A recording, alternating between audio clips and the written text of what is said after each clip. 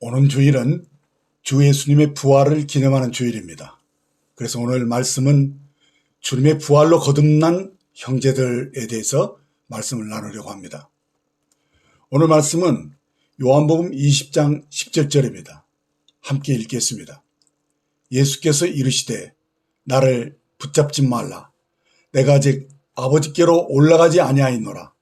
너는 내 형제들에게 가서 이르되 내가 내 아버지 곧 너희 아버지 내 하나님 곧 너희 하나님께 올라간다 하라 하시니, 이 말씀은 부활하신 주 예수님이 막달라 마리아에게 너는 내 형제들에게 전하라 하신 말씀입니다.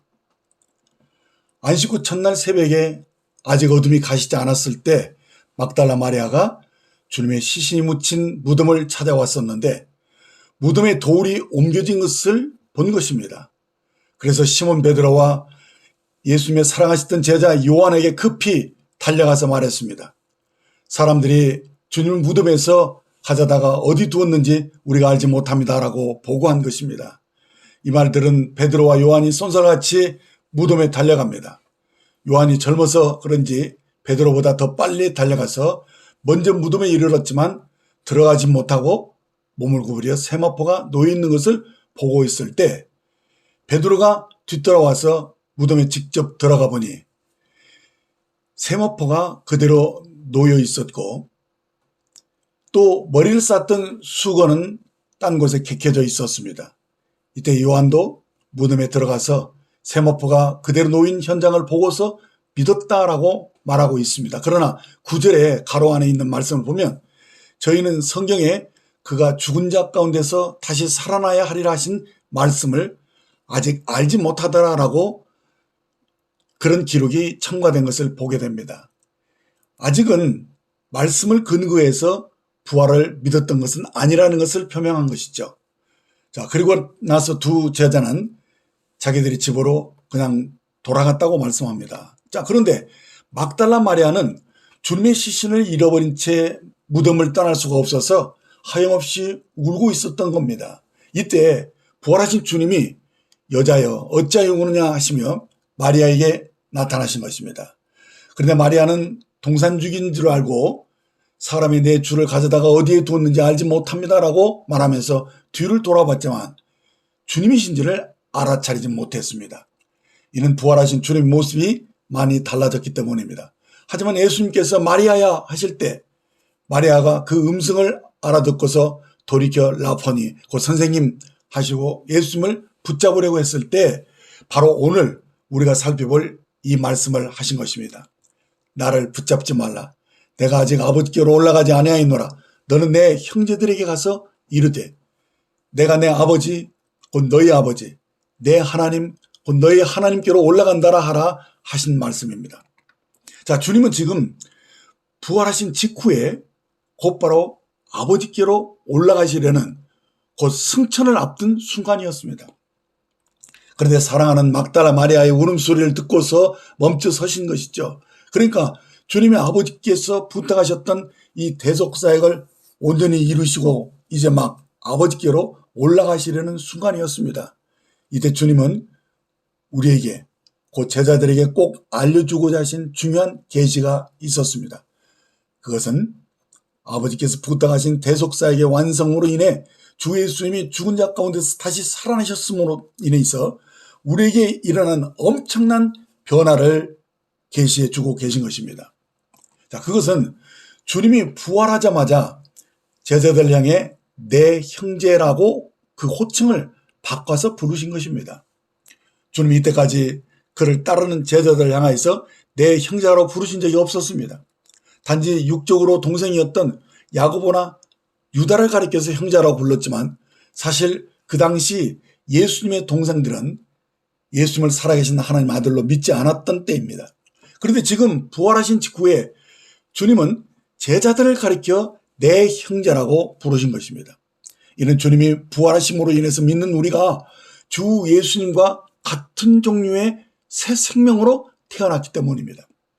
그래서 이렇게 말씀하셨습니다. 내가 내 아버지 곧 너희 아버지 내 하나님 곧 너희 하나님께로 올라간다 라고 말씀하셨던 겁니다. 자, 왜 그리 말씀하신 것입니까? 주님이 인류를 위해 대속사역을 다 이루셨기 때문에 믿는 우리가 그리스도와 똑같은 생명으로 하나님을 아버지라고 부를 수 있게 되었기 때문입니다. 그렇습니다. 주님이 부활하심으로 인하여 믿는 우리에게 큰 변화가 일어난 것입니다. 이는 그리스도의 부활로 인하여 믿는 우리에게 영생이 주어짐으로써 하나님의 독생자이셨던 예수님이 이제 우리의 맏형님이 되신 것입니다. 여러분, 우리가 맨 처음 들었던 복음의 골자인 요한복음 3장 16절을 기억하실 겁니다. 하나님이 세상을 이처럼 사랑하사 독생자를 주셨으니 이는 그를 믿는 자마다 멸망하지 않고 영생을 얻게 하려 하십니다 하신 이 말씀으로 보면 우리가 어떻게 영생을 얻은 것입니까?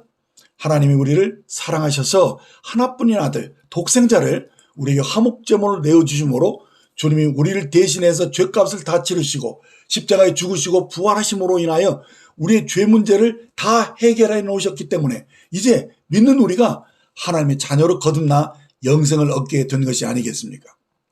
히브리서 2장 10절로 12절을 보시면 그러므로 만물이 그를 위하고 또한 그로 말미암아 이가 많은 아들들을 이끌어 영광에 들어가시는 일에 그들의 구원의 창시자를 고난을 통하여 온전하게 하심이 합당하도다. 거룩하게 하시는 이와 거룩하게 함을 입은 자들이 다 한 근원에서 난지라. 그러므로 형제라 부르시기를 부끄러워 아니하시고 이르시되 내가 주의 이름을 내 형제들에게 선포하고 내가 주를 교회 중에서 찬송하리라 하셨던 것입니다. 자, 여기서 만물을 창조하신 하나님 아버지의 궁극적인 소원이 계시되고 있습니다. 그것은 많은 아들들을 이끌어 영광에 들어가게 하시는 일에 하나님이 그 독생자를 구원의 창시자로 보내셔서 죄에 빠진 우리를 대신하여 십자가에서 고난을 받으시고 부활하게 하심으로 우리에게 아들의 생명을 주고자 하셨다는 것입니다. 그래서 거룩하게 하시는 이와 거룩하게 함을 입은 자들이 다 한 근원에서 똑같은 생명을 가지게 됨으로써 주님이 우리를 형제라고 부르실 수 있게 된 사건을 말씀해 준 것입니다. 요한복음 12장 24절을 보면 내가 진실로 진실로 너희 이르노니 하나의 밀이 땅에 떨어져 죽지 않으면 하늘 그대로 있고 죽으면 많은 열매를 맺느니라 하신 이 말씀대로 하나님의 독생자이신 주 예수님이 하나의 밀이 되어서 땅에 떨어져 죽음으로써 많은 열매가 맺혔던 것처럼 주님이 죽으시고 부활하심으로 많은 하나님의 아들들이 새롭게 태어나게 된 것입니다. 그렇습니다. 고린도서 15장 45절을 보면 기록된 바 첫사람 아담은 생명, living soul이죠. 되었다 함과 같이 마지막 아담은 살려주는 영, 생명 주는 영이 되었나니라는 이 말씀을 보게 되면 이 첫사람 아담의 후손으로 우리는 모두 죄의 종노릇하는 죄인으로 전락되었었지만 하나님이 우리를 사랑하셔서 그의 독생자를 마지막 아담으로 보내주심으로 주 예수님의 십자가의 죽음과 부활로 인하여 우리에게 생명 주는 영이 되어 오셔서 우리 안에 영생이 주어지게 된 것입니다. 그렇습니다. 로마서 6장 23절 말씀대로 죄의 싹은 사망이요 하나님의 은사는 그리스도 예수 우리 주 안에 있는 영생이니라 하신 말씀입니다.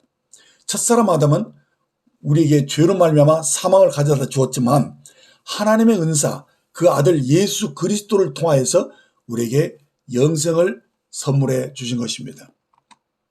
그렇습니다. 로마서 5장 17절을 보시면 한 사람의 범죄로 말미암아 사망이 그 한 사람을 통하여 왕노릇하였은즉 더욱 은혜와 의의 선물을 넘치게 받는 자들은 한 분 예수 그리스도를 통하여 생명 안에서 왕노릇하리라 하신 이 말씀대로 우리 주님이 죽은 자 가운데서 다시 살아나심으로 사망의 권세를 파하심으로 인해 이제 전혀 새로운 생명, 영생, 하나님의 생명을 우리에게 선물해 주신 것입니다.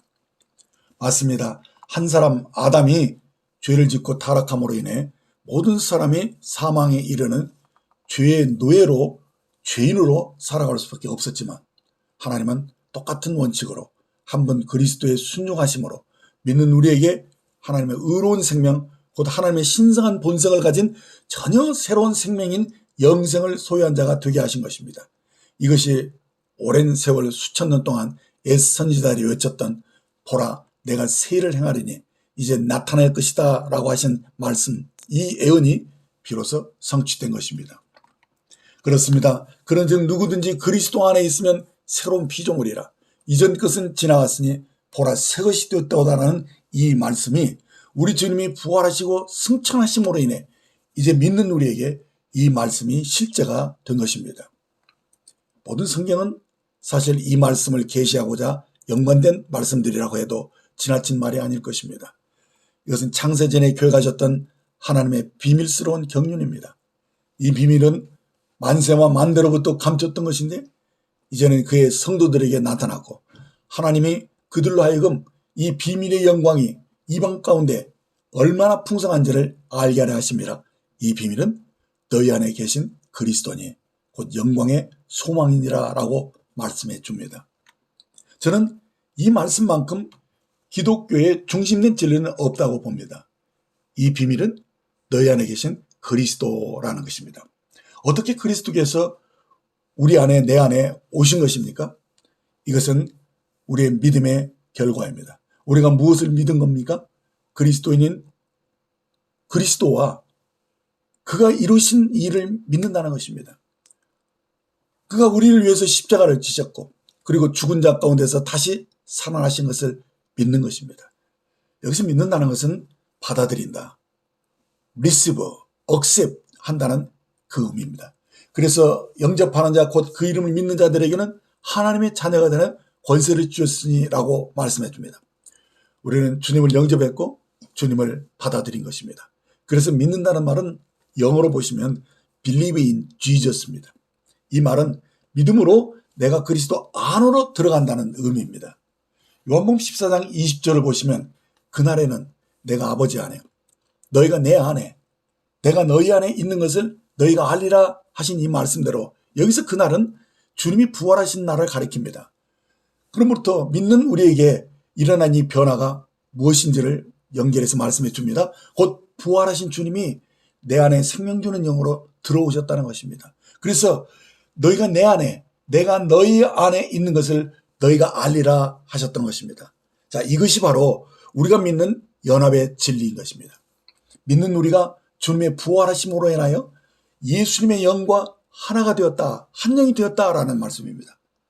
주님은 요한복음 15장 5절에서 나는 포도나무요 너희는 가지라 그가 내 안에 내가 그 안에 거하면 사람이 열매를 많이 맺나니 나를 떠나서는 너희가 아무것도 할 수 없음이라라고 이 연합의 비밀을 포도나무 비유로 말씀해 주셨습니다.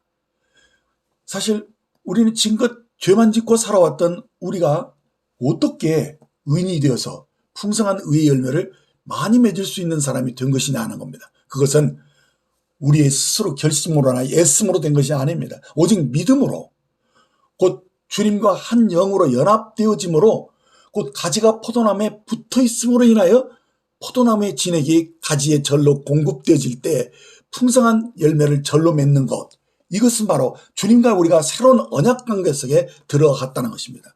자, 이렇게 우리가 내 안에 그리스도가 생명 주는 영으로 오셨기 때문에 나를 통해서 주님이 나타나실 수 있는 것입니다. 주님의 온유하시고 겸손하신 성품 그 본성을 우리가 가졌기 때문에 나를 통하여 주님의 성품이 나타나는 것입니다. 이렇게 우리가 하나님의 생명 그 본성을 가진 하나님의 자녀로 태어났다는 것입니다. 이것이 우리의 새로운 신분이고 우리의 정체성입니다. 이 정체성이 분명한 사람은 하나님의 자녀로서 의의 삶을 살게 됩니다. 이렇게 내가 주님과 똑같은 생명 그 본성을 가진 하나님의 자녀인 것을 우리가 확실히 알고 믿는 사람은 생명 안에서 의의 본성이 왕노릇하는 새로운 삶을 산다는 것입니다. 우리가 이 믿음으로 이 의식으로 이 정체성으로 산다는 말입니다. 그래서 누가 날 들어 당신은 누굽니까?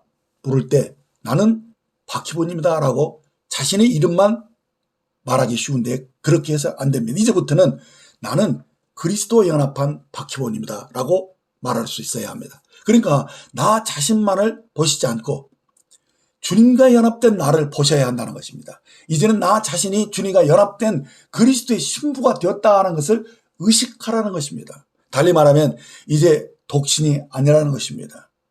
그리스도와 결혼한 그리스도의 신부로서 곧 예수님이 나의 남편이요 머리이시고 나는 그의 몸으로 연합된 하나된 그리스도의 신부가 된 것, 이것이 바로 나의 정체성이라는 것입니다.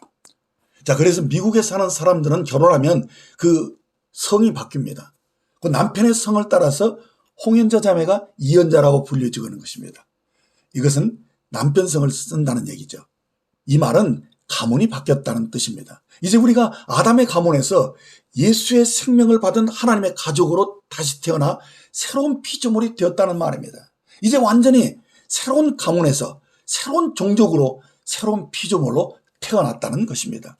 그러니까 우리가 예수님과 연합됐다는 것은 예수님의 모든 것이 내 것이 되었다는 말씀입니다.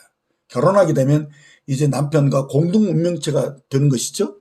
따라서 우리 모든 것이 남편의 것이 내 것이 되고 나의 모든 것이 소유되는 것입니다. 그래서 이제 그의 생명이 나의 생명이 되고 그의 성품이 나의 성품이 되는 것이며 그의 지혜도 그의 능력도 권세도 이제 나의 것으로 사용할 수 있게 되었다는 것입니다. 그러므로 우리가 스스로 변화된 삶을 살려고 애쓸 필요가 없다는 것입니다. 많은 이들이 이제 우리가 구원받았으니 하나님의 자녀답게 거룩하고 의롭게 살아야 한다라고 말하고 있지만 대부분 의로운 삶을 자기 스스로 살려고 애쓰는 것을 보게 되는데 그게 아니라는 것입니다. 가지는 포도나무에 붙어있기만 하면 절로 과실을 맺게 되는 겁니다. 노력하지 않아도 애쓰지 않아도 내가 그리스도와 연합된 그리스도의 신부임을 알고 믿는 사람은 의롭고 거룩한 삶을 살게 되는 것입니다. 다만 우리에게 필요한 것이 있다면 그것은 우리가 영으로 사는 것에 익숙해져야 한다는 말입니다. 즉 정체성에 합당한 이 삶, 곧 영으로 사는 삶이 익숙해지기만 하면 우리가 영적으로 성숙해지면 이것은 자연스럽게 하나님의 성품이 우리를 통해서 나타난다는 것입니다. 우리의 본성 곧 생명은 이미 바뀌었습니다. 우리의 옛사람은 십자가에서 함께 죽었고 그리스도의 부활하에 있는 이 새 생명으로 태어났기 때문에 우리가 새 생명으로 행하는 것에 익숙하기만 하면 성숙해지기만 하면 절로 과실을 맺는 것입니다. 이제 애쓰지 마시고 우리의 본성이 의의 본성으로 곧 신의 성품으로 바뀌었다는 거 믿으시면 됩니다. 이것이 우리의 정체성입니다. 이 정체성으로 우리의 생각이 바뀌고 의식화가 되는 것이 중요하다는 것입니다. 많은 경우가 새로운 피조물이 되었다고 믿고 있는데도 옛사람의 행위가 종종 나오곤 하죠. 자, 이렇게 되면 많은 이들이 당황합니다. 그러면서 믿음이 흔들리는 사람도 있는데요. 내가 거듭난 사람인가? 새 사람 맞아? 이렇게 흔들려서는 안 됩니다. 근데 왜 옛사람의 죽음의 행실이 아직도 나오는 것이냐? 그렇게 의문을 가지고 있는데 우리가 여기서 알아야 될 것은 로마서 7장 24절에 보면요. 사도 바울이 오라 나는 곤고한 사람이로다. 이 사망의 몸에서 누가 나를 건져내랴라고 탄식하고 있는 것을 보는데 이때 우리가 여기서 반드시 알아야 하는 것이 있습니다. 그것은 바울이 이 말로 그치지 않았다는 것입니다. 곧바로 이어지는 25절에 보면 우리 주 예수 그리스도로 말미암아 하나님께 감사하리로다. 그런즉 내 자신이 마음으로는 하나님의 법을 육신으로는 죄의 법을 섬겨노라라고 바울은 이 옛사람의 행실이 나타났을 때 여기서 그는 분명한 새로운 인식을 가질 수 있었던 것입니다. 방향이 전환된 것입니다.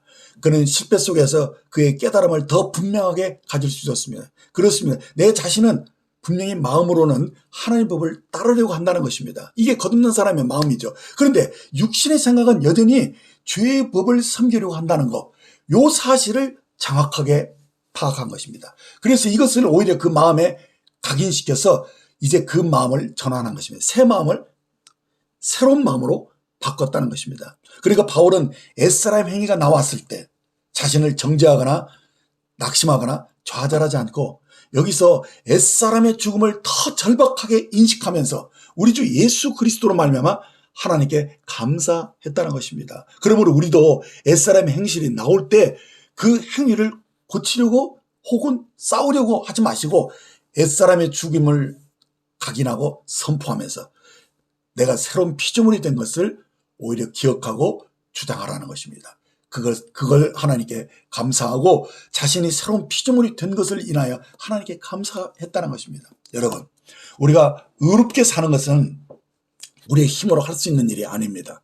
그러니까 애쓰지 마시고 그리스도가 하신 일을 믿으시면 됩니다. 우리가 주님이 이루신 것에서 믿음으로 힘을 얻는 것입니다. 거기에서 이 말씀을 근거해서 내가 마음을 새롭게 하면 되는 것입니다. 예수님이 유대 땅에 오셨을 때요, 그 당시 인격적으로 선하고 율법을 잘 지키는 사람들을 향해서 오히려 책망하셨다는 사실을 아십니까? 회칠한 무덤이야, 독사의 자식들아 라고 신랄하게 책망하신 자가 누굽니까? 바로 말씀을 잘 지킨다는 바리새인들이었습니다. 왜 그런 것입니까? 옛사람이 인격적으로 선하고 율법을 잘 지킬 수 있다고 생각하는 사람들은 오히려 복음을 듣기가 어렵다는 것입니다. 그들은 옛사람을 잘 가다듬어서 고쳐서 하나님의 나라와 그 의에 도달하려고 하는 그런 노력 때문에 복음에 그들의 귀가 가려져 있다는 것입니다. 저들은 영적으로 새로운 생명을 필요로 하지 않았다는 사실입니다. 그러니까 선하고 인격적으로 보였던 저들이 실제로는 구원과는 거리가 멀어진 독사의 자식들이었다는 사실입니다. 오히려 옛사람으로 사는 게 한계를 이미 경험해버린 사람들, 곧 고쳐서 쓸 수 없는 아주 깊은 죄에 빠져버린 창녀나 세리나 아니면 소경이나 안진뱅이, 귀신 들린 자들이 바로 이 복음을 듣고 구원을 받은 사람들이 더 많았다는 사실을 아실 것입니다. 그러므로 우리가 진정으로 구원받으려면 죄가 무엇인지를 성령으로부터 계시를 받을 필요가 있습니다.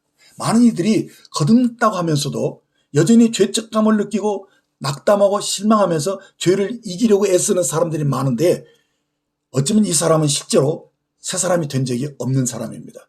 그래서 여전히 옛사람으로 계속 노력하면서 살려고 하는 사람으로 나타난다는 것입니다. 옛사람은 죄의 지배를 받고 살아왔던 사람이 있기 때문에 그의 생각이나 감정이나 의지는 이미 사탄의 지배를 받고 있다는 것입니다. 즉 혼은 사탄의 종이었으며 또 몸에 있는 자기 중심적인 그런 중심성을 가지고 그 속에서 살았기 때문에 매우 이기적인 존재입니다. 따라서 그의 생각, 감정, 의지는 환경의 절대적인 지배 아래에 있다는 것입니다. 그래서 옛사람은 혼에 속한 사람이라고 봐야 합니다. 이렇게 모든 사람은 선악을 알게 하는 실과를 먹은 이후로 이 사람들은 자기에게 좋은 일은 선이고 나쁜 일은 악이라고 생각하고 있습니다. 그래서 모든 사람은 죄인으로서 자기 중심성에 빠져서 이기적인 죄에 묶여 있다는 사실을 아셔야 할 것입니다. 그렇기 때문에 그들은 구원받는 것이 매우 어려운 것입니다. 성경은 육신의 생각은 사망이요 영의 생각은 생명과 평안이라고 말씀하고 있습니다. 우리는 여기서 이 진리를 깨달아야 됩니다. 그래서 이 말씀에 대한 이 성령의 계시가 필요한 것이죠. 즉 새 사람이 된 우리는 우리에게 닥치는 모든 일을 하나님께서 허락하신 선한 일들로 믿어야 한다는 것입니다. 그렇습니다. 하나님은 신실하시고 선하십니다. 하나님은 회전하는 그림자도 없으시므로 하나님께서 그의 자녀에게 허락하신 모든 일은 우리가 죄로 곧 자기 중심성에서 벗고 나야 한다는 것입니다. 그래서 이 자기 중심성에서 벗고 나서 모든 것이 선하고 진실하고 그런 것을 우리들이 믿어야 됩니다. 하나님은 선하십니다. 모든 것을 하나님의 관점으로 보는 그게 바로 영의 생각입니다. 그래서 이 사람은 영에 속한 사람으로 항상 하나님의 뜻 앞에서 기뻐하고 쉬지 않고 기도하고 범사에 감사하는 사람으로 나타나는 것입니다. 이 사람이 바로 영으로 사는 사람입니다. 자, 그런데 죄로 곧 자기 중심성에서 지배받고 있는 이 타락한 사람들은 몸의 생각, 곧 육신의 생각이 곧 그들 자신이라고 잘못 생각하고 있는 것입니다. 그러나 이것은 오류요 사탄의 거짓말입니다. 새 사람이 된 우리의 정체성은 거듭난 영의 사람입니다. 그러므로 이제는 영의 생각만이 참 자아에서 나온 진짜 나의 생각이라는 것을 아셔야 합니다. 옛사람에게서 나온 이 육신의 생각이나 내 의지를 따라서 사는 것은 진짜 내가 아니라는 것입니다. 새 사람은 영을 쫓아 사는 사람입니다. 우리는 하나님의 오시는 관점으로 우리 자신을 보아야 합니다. 이것이 복음이고 영에 속한 사람이 곧 나의 정체성임을 밝히 아셔야 하는 이유입니다. 우리는 십자가에서 그리스도와 함께 죽었고 함께 부활하여 하늘 보좌에 함께 앉아 있다는 사실입니다. 따라서 하나님과 연합한 그리스도의 신부가 된 새 사람이 곧 우리의 정체성인 것입니다. 내가 그리스도와 연합한 자로서 이 일을 인식하고 살게 되면 이 새 사람으로 행할 수 있는 일이 너무 쉽습니다. 그러나 사단에 지배된 이 육신의 생각을 우리가 붙잡게 되면 넘어집니다. 그래서 이 육신의 생각은 내 정체성에서 나온 게 아닙니다. 사단에게 지배를 받았던 그런 잘못된 생각의 습관에서 나온 것이기 때문에 이것을 딱 거절할 수 있어요. 이것이 죄입니다. 죄의 본질인 것입니다. 그래서 우리들이 이제 이 죄를 거절하고 영의 생각으로 곧 하나님의 말씀으로 계시로 주어진 그것이 진리인 것을 붙잡는 것입니다.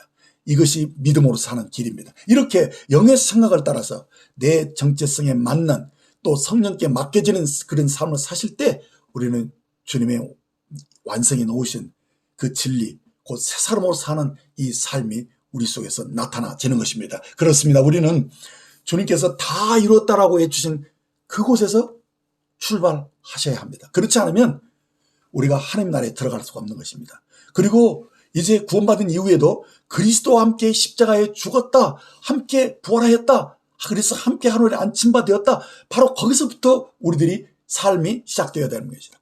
결국 하나님께서 우리에게 살라고 하신 이 새 피조물의 삶을 비로소 이 믿음으로 살 수 있다는 사실입니다. 그리스도와 연합된 믿음, 이 믿음을 가지고 우리가 살 때 우리는 새 사람으로 살 수 있는 것입니다. 이 연합의 진리는, 이 믿음은 머리의 어떠함이 아닙니다. 곧 몸의 어떠함이라는 사실을 아셔야 됩니다.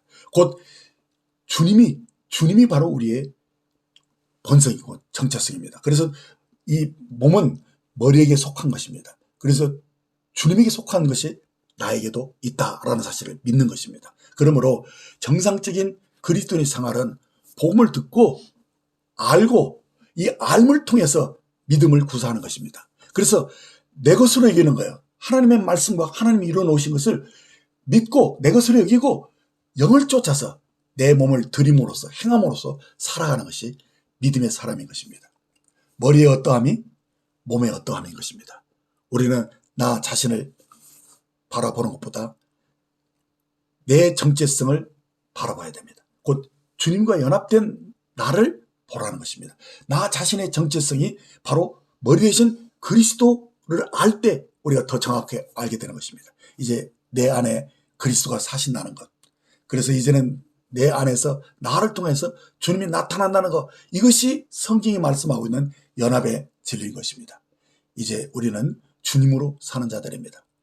바울은 나의 간절한 기대와 소망을 따라 아무 일이든지 부끄럽지 아니하고 지금도 전과 같이 온전히 담대하여 살든지 죽든지 내 몸에서 그리스도가 존귀하게 되게 합니다라는 이 진리. 그래서 내가 사는 것이 그리스도니 죽는 것도 유익합니다라고 말씀하셨던 것입니다. 이제 우리는 주님으로 사는 자들입니다. 그래서 내 몸에서 그리스도가 나타나기를 갈망하는 자들인 것입니다. 이제 우리는 주님은 우리의 참 형상으로 우리에게 주님의 형상을 우리에게 보여주신 분입니다. 달리 말하면 주님은 하나님이 사랑이심을 우리에게 보여주신 분입니다. 이 주님이 이제 우리 안에 내 안에 사시는 것입니다. 그러므로 우리의 삶은 주님이 내 안에서 나를 통해 나타나는 삶인 것입니다. 자, 이것이 우리가 영으로 살 때 가능해집니다. 내 정체성에 맞는 삶이 영으로 살 때 나타나지는 것입니다. 그렇습니다.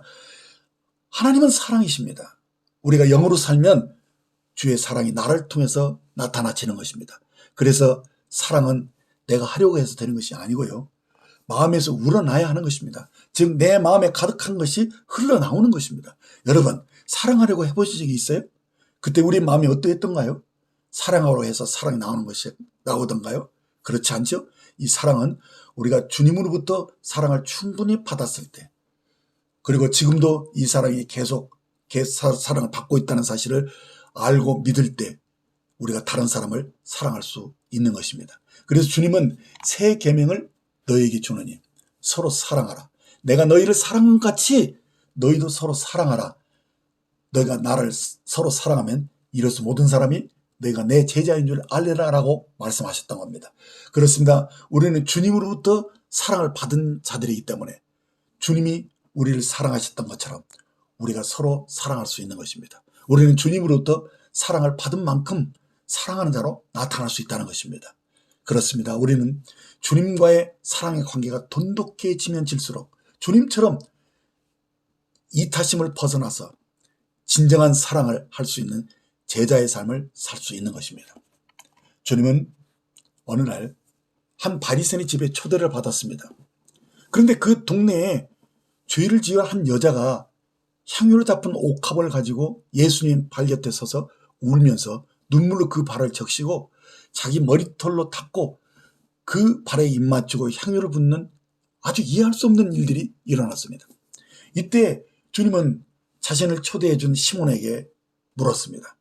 빚진 자가 둘이 있어서 하나는 500데나리를 줬고 하나는 50데나리를 줬는데 갚을 것이 없으므로 둘 다 탕감하여 주었으니 둘 중에 누가 그를 더 사랑하겠느냐라고 물으셨던 것입니다. 그야 당연히 탕감받은 것이 많은 자가 더 많이 사랑한다라고 답했습니다. 이때 주님이 이렇게 말씀하셨습니다.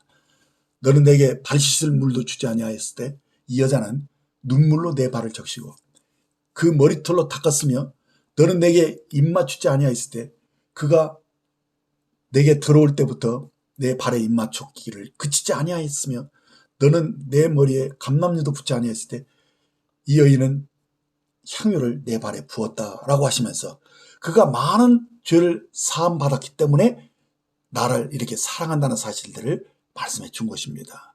그렇습니다.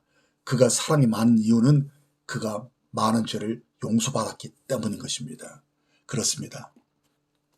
우리도 주님으로부터 많은 죄를 용서받고 많은 사랑을 받았다는 사실을 믿는 사람들만이 또 다른 사람을 또 사랑할 수 있는 능력을 가지게 되는 것입니다. 자, 그런데 주님은 우리에게 상반되는 이야기를 하나 더 해주셨습니다. 1만 달란트의 빚을 탕감받을 수가 없어서 그 신하가 왕 앞에 막 빌었습니다. 그랬더니 왕이 그 1만 달란트를 엄청난 이 돈을 다 탕감해 줬습니다. 자, 그런데요, 그가 이 탕감받아가지고 돌아가는 길에 100달란트의 빚을 진 동관을 만났는데 그를 붙잡고 빚을 갚으라고 그를 욱박지르면서 그가 갚을 능력이 없으니까 그를 옥에 가뒀다는 것을 어떤 동료들이 그것을 보았어요. 그래서 그것을 너무 기가 막혀서 왕에게 이 사실을 보고한 겁니다. 그때 이 주인이 이 사실을 듣고 뭐라고 말씀하셨습니까? 내가 빌기를 내 빚을 전부 탕감하여 줬거늘 내가 너를 불쌍히 여긴 것 같이 너도 내 동관을 불쌍히 여김이 마땅치 아니하냐 하고 그를 옥줄에 붙였다고 말씀하신 것입니다. 그러면서 주님은 여기서 우리에게 교훈하십니다. 너희가 각각 마음으로부터 형제를 용서하지 아니하면 나의 하늘 아버지께서도 너에게 이와 같이 하시리라 라고 말씀하신 것입니다. 그렇습니다.